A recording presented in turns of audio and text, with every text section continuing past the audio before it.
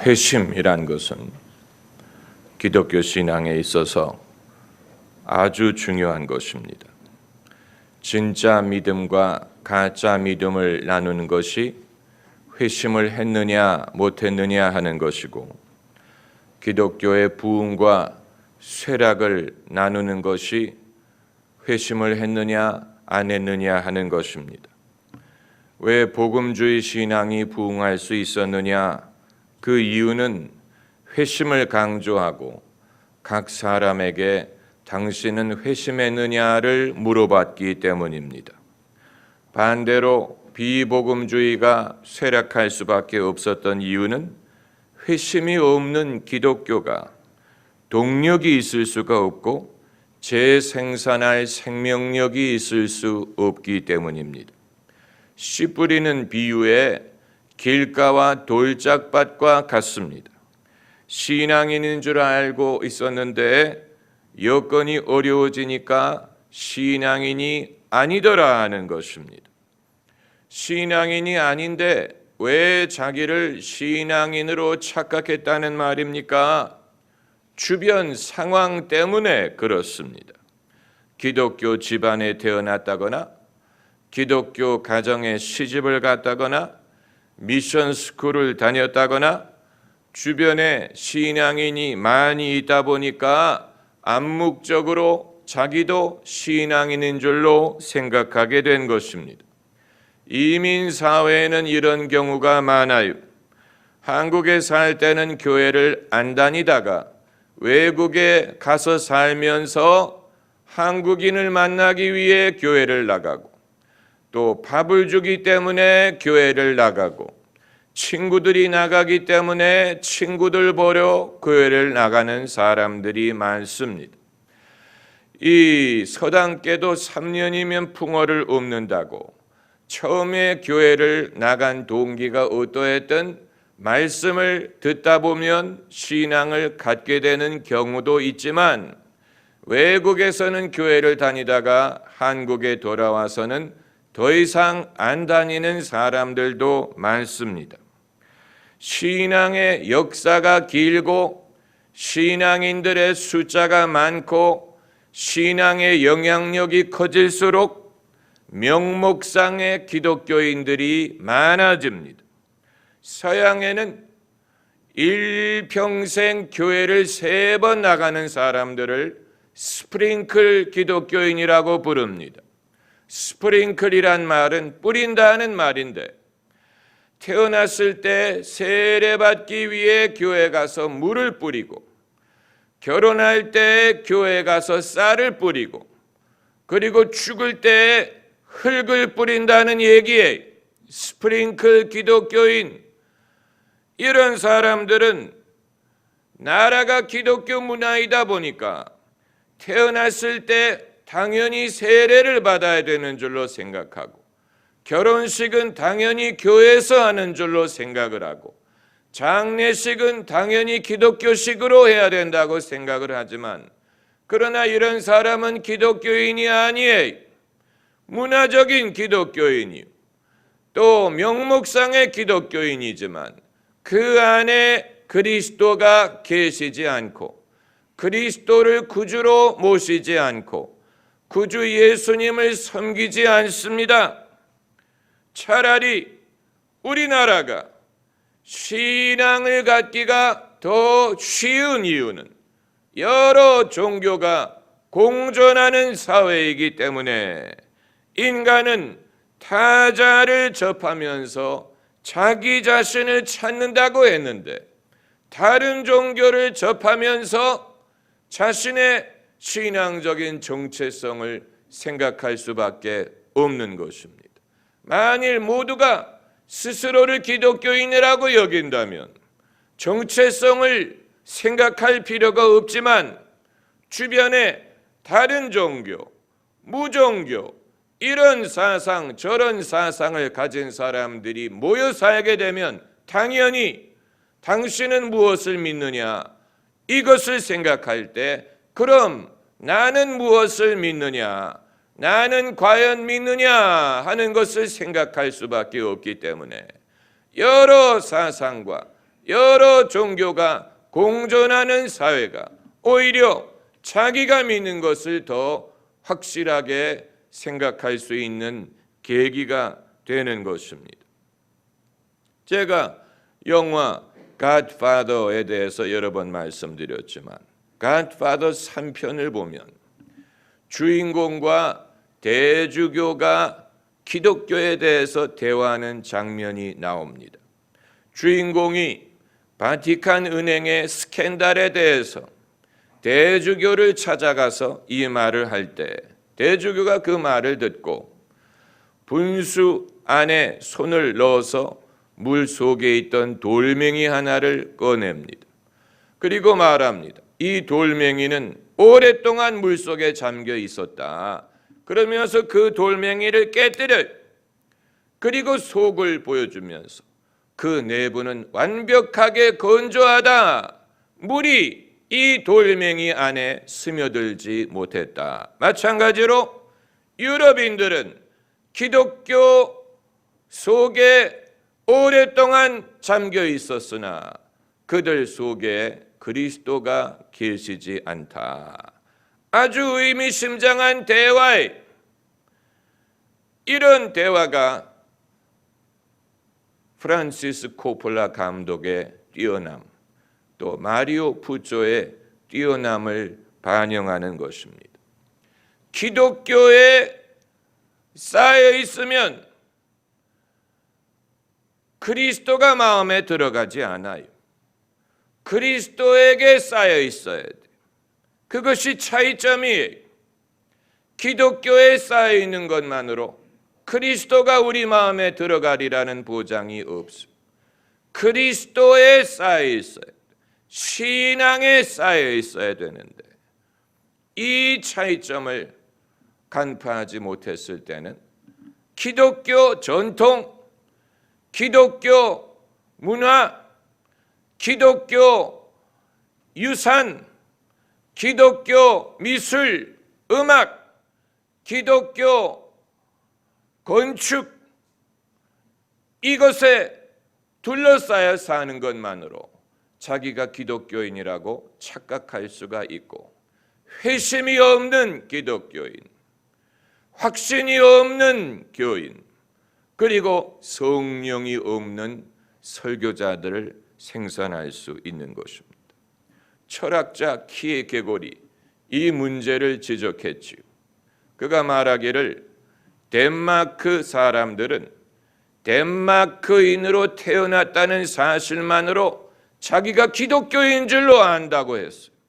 왜냐하면 덴마크가 기독교 국가이기 때문에 덴마크에 태어난 것만으로 기독교인이 됐다고 생각을 한다는 것입니다.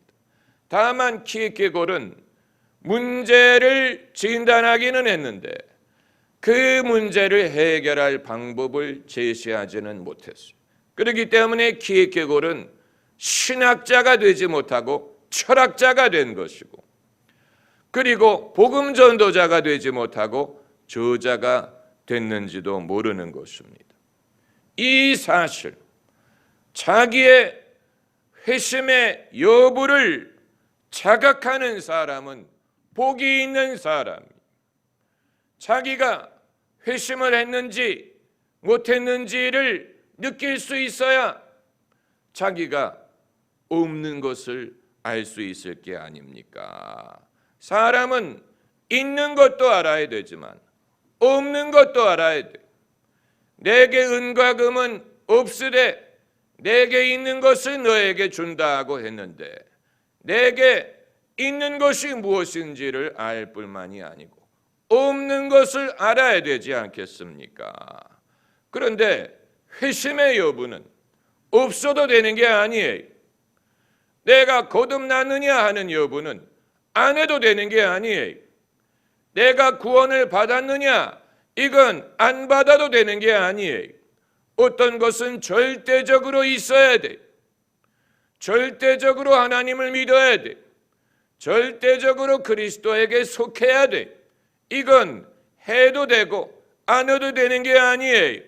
어느 부모도 자기 자식이 구원을 받았는지 못 받았는지 알 수 없는 상황에서 신앙은 자기 자유다라고 마음을 놓을 수 있는 것이 아니에요. 좋은 교육을 시키고 좋은 음식을 먹이는 것보다도 더 중요한 것은 자기 자식이 예수 그리스도를 믿고 거듭나게 하는 것입니다. 그렇지 않습니까? 아무리 좋은 교육을 시키고 좋은 음식을 먹여서 키워도 결국 지옥에 간다면 그건 믿는 부모로서 잘못한 것입니다. 성경에 사도 바울이 디모데의 신앙에 대해 말할 때 이 믿음은 너희 외조모 로이스와 너희 모친 유니게와 이제 내 안에 있는 줄을 확신하노라 라고 말했는데, 그 말은 너는 할머니가 믿었고 어머니가 믿었기 때문에 너도 믿어야 된다는 뜻이 아니에요. 그건 그런 식으로 해서 믿는 사람은 아무도 없어요. 너희는 조상이 믿었으니, 지난 세대가 믿었으니 지금도 믿어야 되지 않느냐 해서 믿는 사람 아무도 없어요. 믿음의 당위성만으로 믿으려는 사람은 아무도 없어요. 바울이 말한 것은 할머니가 그 믿음을 제대로 지키고 가르치고 어머니가 믿음을 보존하고 가르쳤기 때문에 그 믿음이 이제 디모데에게도 있는 줄 확신하노라. 다시 말하면 디모데에게 내 외조모와 어머니의 신앙을 닮으라고 말한 게 아니고, 외조모가 신앙을 제대로 지키고 어머니가 제대로 지켰기 때문에 디모데에게도 있는 줄 확신한다는 말을 한 것입니다. 책임은 그러므로 믿음이 없는 사람에게 믿음이 있는 사람을 보고 본받아라 라고 해서 되는 게 아니고, 책임은 믿음이 있는 사람에게 있는 것입니다. 믿음이 있는 사람이 없는 사람에게 신앙을 전해주고 가르칠 책임이 있는 것이지, 믿음이 없는 사람에게 당신은 믿음을 가져라느니 믿음을 배우라느니 그 책임이 당신에게 있다라고 아무리 말한들 사람이 스스로를 거듭나게 할 수 없고 사람이 스스로 은혜 받을 수 없어. 하나님이 주셔야 돼. 하나님이 그런 기회를 주셔야 돼. 말씀을 들을 기회가 있어야 돼. 오늘 본문 말씀에 루디아는 바울이 아시아로 가지 않고 유럽으로 건너가서 최초로 전도한 사람, 최초로 전도받은 사람이 여성이라는 사실, 그리고 활동하는 여성이라는 사실이 의미심장합니다. 2000년 전 얘기예요. 21세기가 아니에요.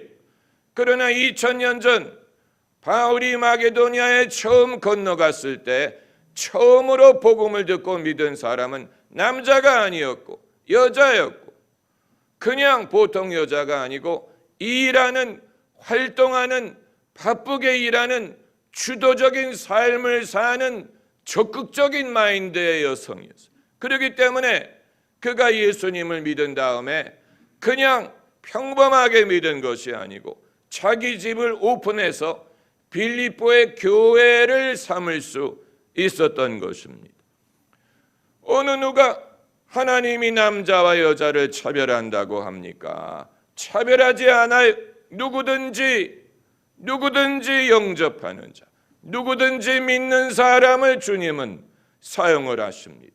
남자가 믿지 않으면 여자를 사용하고, 어른이 믿지 아니하면 아이를 사용하고, 유대인이 믿지 않으면 이방인을 사용하십니다. 누구든지 믿는 사람이 임자에, 하나님 나라에서는 믿는 사람이 임자에. 아마 여러분 중에는 왜 목사님은 한국 사람이 굳이 남의 나라에 가서 그 나라 사람의 신앙을 자기들이 알아서 하지, 왜 남의 나라에 가서 그 일을 해야 된다고 생각하십니까? 믿는 사람이 임자이기 때문, 제가 믿기 때문에 하는 것입니다.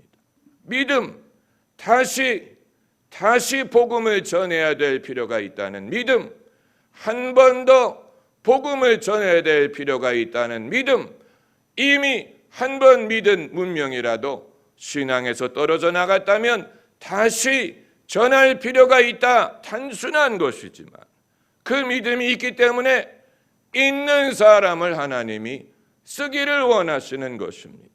그 이후에 1,000만 1억의 사람이 있더라도 그들 중에 믿음이 있는 사람이 없고 의욕이 있는 사람이 없다면, 뜻이 있는 사람이 없다면 하나님은 지구 반대편에 믿음과 뜻이 있는 사람을 사용하셔라도 그 일을 이루게 하실 것입니다. 주님이 하신 가장 축복이고 칭찬의 말씀은 무엇인지 아십니까? 내 믿은 대로 되리라는 말씀. 놀라운 말씀. 이건 백지수표를 주시는 것과 마찬가지죠. 백지수표를 주시고 내 믿음대로 쓰라는 것과 마찬가지. 그러나 이 혜택을 얻기 위해서는 믿음이 있어야 돼. 믿음을 가져야 돼. 믿음은 있어도 되고 없어도 되는 게 아니. 다른 건 없어도 돼. 은과 금 있으면 좋지만 없어도 그만이. 그러나 믿음은 있어도 그만, 없어도 그만이 아니고 이건 절대적으로 있어야 됩니다. 다른 건 없더라도 믿음이 있어야 돼. 다른 건 없더라도 믿음이 있으면 하나님은 그 믿음을 보시고 없는 것을 보태줘서라도 당신의 일을 이루게 하십니다. 반대로 다른 건 많이 있는데 돈도 있고 뭐 재능도 있고 뭐 건강도 있고 다 있는데 믿음이 없다면 하나님은 그 사람을 통해 아무 일도 하실 수 없습니다. 아무 일도 하실 수 없습니다. 예수께서 나사렛에 가셨을 때 사람들이 믿지 않는 것을 보시고 아무 능력도 행하실 수 없었다고 했어요. 신학자들은 없었다, could not, 이 말을 설마 하나님의 아들이 어떻게 할 수 없다고 했을까? 하지만 맞는 얘기, 그들이 믿음이 없었기 때문에 예수님은 아무 일도 하실 수 없었다.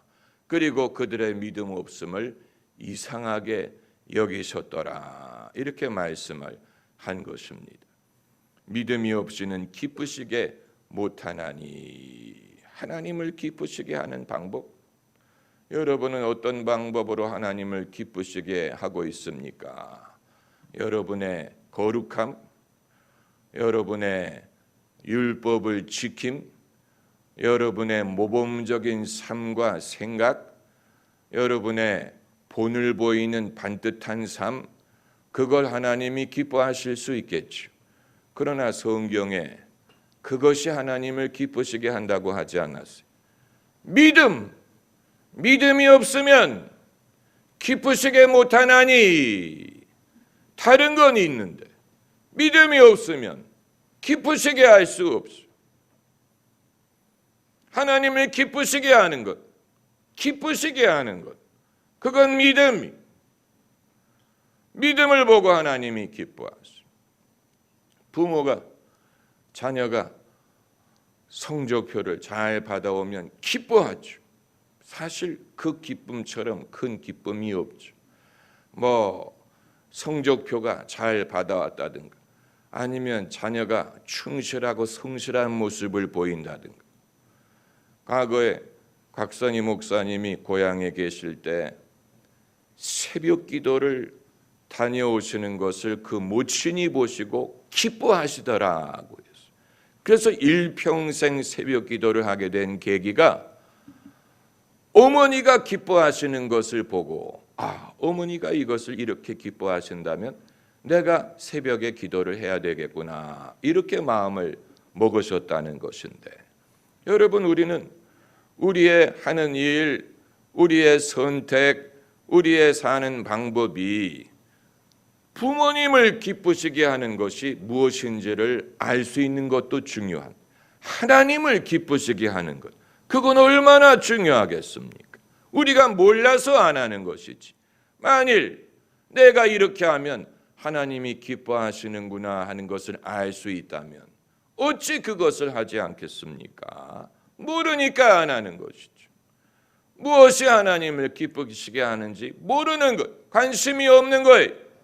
설마 내가 어떤 일을 할 때 하나님이 기뻐하실까? 설마라고 생각을 하는데, 여러분, 오직 의인은 믿음으로 말미암아 살리라라는 말씀을 우리가 헤프게 들으면 안 됩니다. 아브라함이 여호와를 믿으니 여호와께서 이를 그의 의로 여기셨느니라. 믿음으로 의롭다함을 얻었던 최초의 인물이 아브라함이에요. 그렇기 때문에 우리가 아브라함을 믿음의 조상이라고 부르는 것입니다. 아브라함이 여호와를 믿으니 여호와께서 이를 그의 의로 여기셨느니라. 의롭다함을 받을 수 있는 길은 믿음뿐이. 믿음 중요한 것입니다. 믿음이 있느냐 없느냐 하는 것은 선택할 수 있는 것이 아니에요. 다만 믿음이 내가 원한다고 생기는 것은 아니에요. 자기가 원한다고 회심할 수 있는 건 아니에요.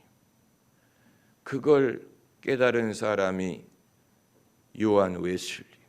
요한 웨슬리는 기독교 가정에서 태어나고 아버지도 목사님이, 동생도 목사, 옥스퍼드 대학에서 신학을 전공하고 성공의 신부가 되고 선교까지 다녀왔는데 그럼에도 자기가 아직 회심하지 못했다는 사실을 알고 있었어요.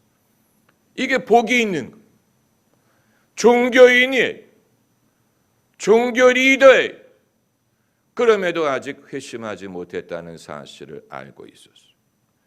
예수께서 내가 성령으로 거듭나지 아니하면 천국에 들어갈 수 없다라고 말씀하신 대상이 누구였습니까? 니고데모죠. 종교 지도자에게 그 말씀을 하신 거예요. 아마 니고데모는 모욕으로 들을 수 있을 것입니다. 사람이 종교의 연조가 길수록 오래 했을수록 자기가 회심했는지 여부를 생각하려고 하지 않고 피할 것입니다. 왜냐하면 자존심이 상한다고 생각하기 때문에. 그러나 예수님은 종교 지도자에게 내가 거듭나야 하겠다는 말을 이상히 여기지 말라 이렇게 말씀을 하셨는데, 요한 웨슬리는 자기가 이미 종교인이지만 회심하지 못했다는 사실을 알았어요. 고민했어요. 그런데 어느 날 올더스게이트라는 곳에 교회 예배를 참석하여 설교를 듣는 중에 이상하게 가슴이 뜨거워지는 것을 경험했어요. 그것을 웨슬리의 회심이라고 부릅니다. 그 순간에 웨슬리가 복음을 처음 들은 게 아니에요. 복음은 이미 알고 있었어요. 남들에게 가르치기도 했어요. 기독교에 처음 입문한 것도 아니에요. 이미 종교인이에요. 그럼 웨슬리가 회심할 수 있었던 것이 무엇이냐? 그 순간에 하나님을 경험했기 때문에, 하나님이 계시는 것을 경험했어요. 이전에는 하나님을 믿기는 믿었지만 이론적으로 믿었어요. 믿어야 된다고 하니까 믿었죠.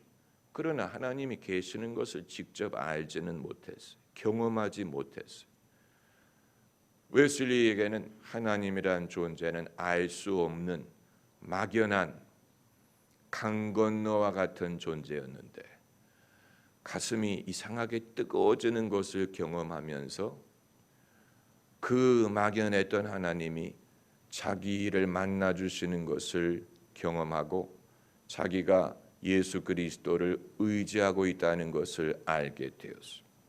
이것이 웨슬리의 회심이고, 그 이후에 웨슬리가 영국의 부흥을 위해 한 일은 여러분도 알고 계실 것입니다. 한 사람의 제대로 된 회심이 이처럼 중요하고 엄청난 능력을 낳습니다. 이 회심이 그냥 일어난 게 아니고 말씀을 듣는 중에 하나님이 그 마음을 뜨겁게 하신 것입니다. 오늘 본문에 루디아가 그냥 회심한 게 아니고 바울의 말씀을 듣는 중에 하나님이 루디아의 마음을 열어 말씀을 청종케 하시니라. 마음이 안 열리는 사람들도 많아요. 그런데 하나님은 루디아의 마음을 여셨다고 해요. 마음을 열어 말씀을 청종하게 하시니라. 처음 들었는데 회심했어. 기독교 복음을 생전 처음 들었는데 회심했어. 가능해. 이건 주님이 하시는 일이요. 여기에서 하나님의 역사가 개인의 삶이든 교회든 기독교의 세계 전도를 위해서 시작할 수 있습니다. 기도하십시다.